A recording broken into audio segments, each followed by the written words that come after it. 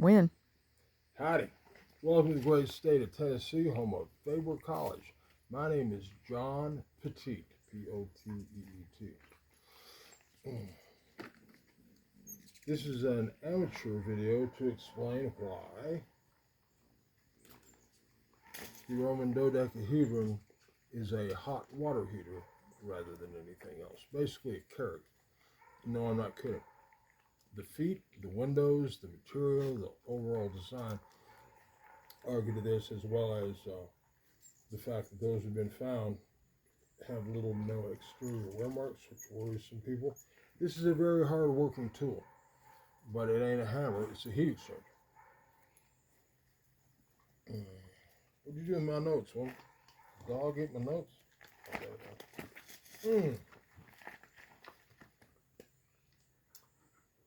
How did I come to this conclusion?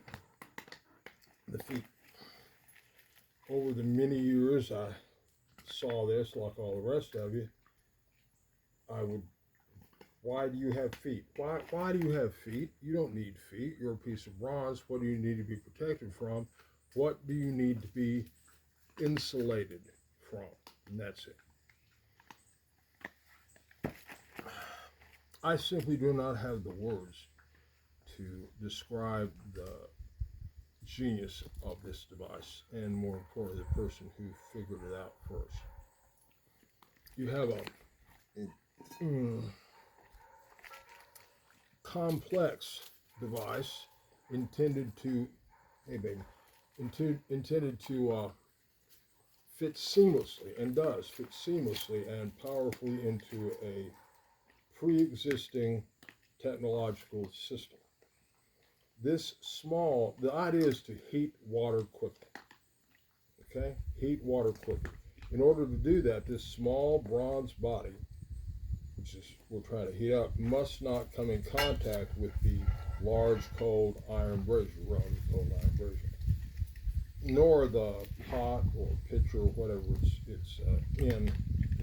placed into. You can drop this into something, it's always going to land on its feet. This must not contact that. It can't. It can't touch the bottom. It can't touch the sides. You could even put this in a box. It's not going to touch the side. Not going to touch the bottom. Not going to touch the brazier. Not going to touch the pot or kettle or whatever. To quote a great 20th century American philosopher, can't touch this.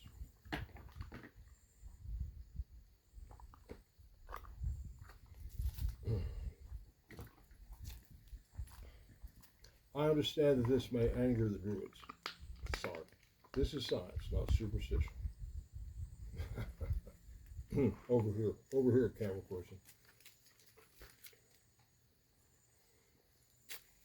These are found in England, below Hadrian's Wall, I believe, France and Germany, an area roughly the size of Texas.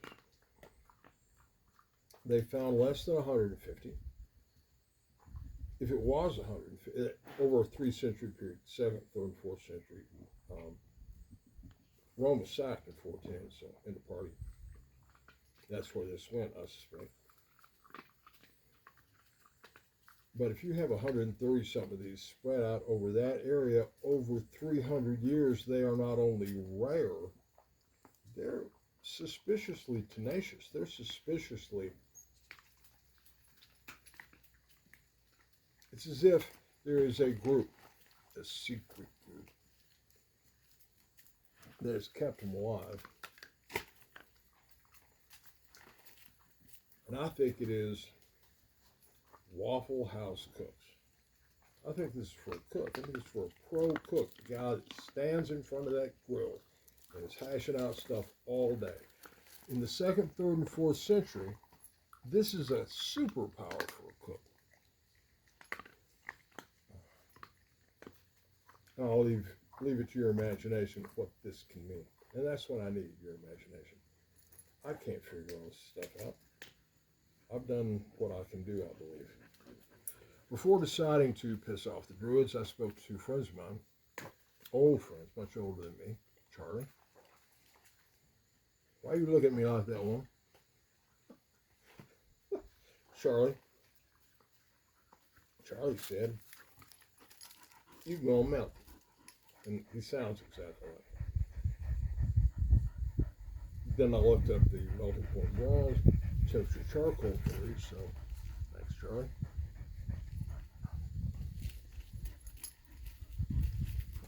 The first call I made was to a friend who's a mechanical engineer at PE. He and I had a robust discussion, as we have been known to do over the last half century or so. His points were experimentation, measurement, analysis. He's a dear friend. I absolutely hate it when he's right, but here we are. I do, in fact, feel like I've found a 300-year-old ghost ship. Managed to get a line on her, get her into the harbor, drop an anchor. And yeah, I'm proud of that. If I could do the Rocky dance, I would. But that's it. I'm done.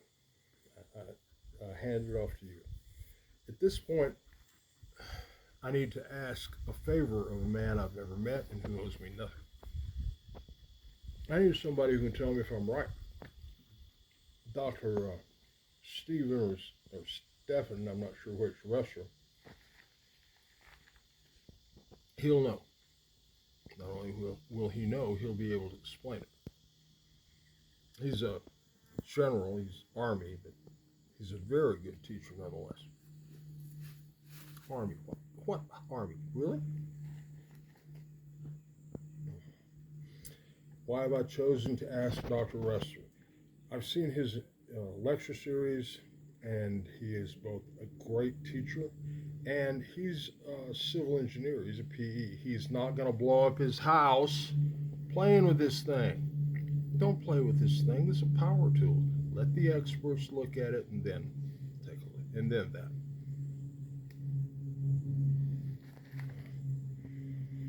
So, why have I decided to piss off the druids now?